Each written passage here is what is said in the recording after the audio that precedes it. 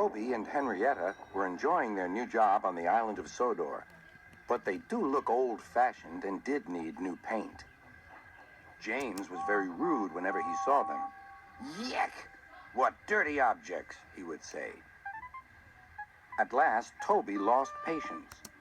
"James," he asked, "why are you red?" "I am a splendid engine," answered James, "ready for anything. You never see my paint dirty." "Oh," said Toby innocently, "that's why you once needed bootlaces, to be ready, I suppose." James went redder than ever and snorted off. It was such an insult to be reminded of the time a bootlace had been used to mend a hole in his coaches.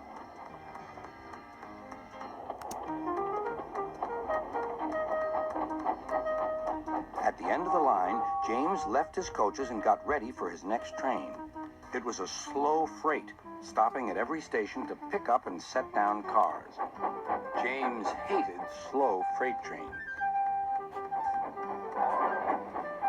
Dirty cars from dirty siding. Yeah!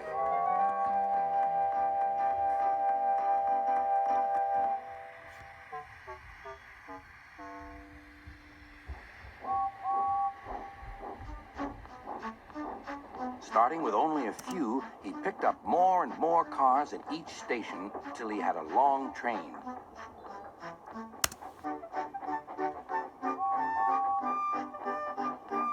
At first, the freight cars behaved well, but James bumped them so crossly that they were determined to get back at him. Presently, they approached the top of Gordon's Hill. Heavy freight trains halt here to set their brakes. James had had an accident with cars before and should have remembered this. "Wait, James, wait," said the driver, but James wouldn't wait. He was too busy thinking what he would say to Toby when they next met. The freight car's chance had come.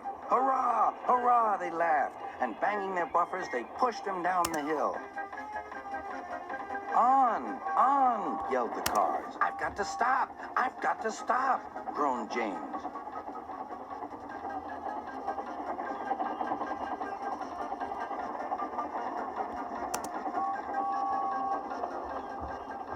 Disaster lay ahead.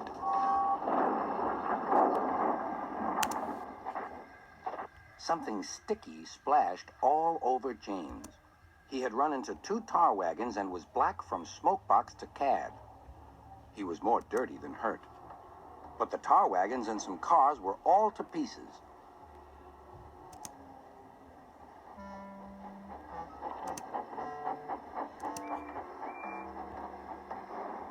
Toby and Percy were sent to help and came as quickly as they could.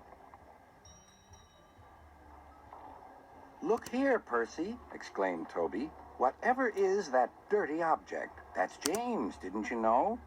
"It's James's shape," said Toby. "But James is a splendid red engine, and you never see his paint dirty." James pretended he hadn't heard.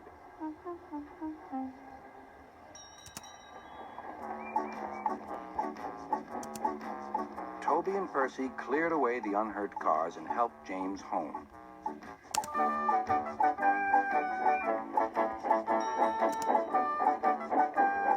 Sir Topham Hatt met them. "Well done, Percy and Toby." He turned to James. "Fancy letting your cars run away. I am surprised. You're not fit to be seen. You must be cleaned at once. Toby shall have a new coat of paint." "Please, sir, can Henrietta have one too?" said Toby. "Certainly, Toby." "Oh, thank you, sir. She will be pleased."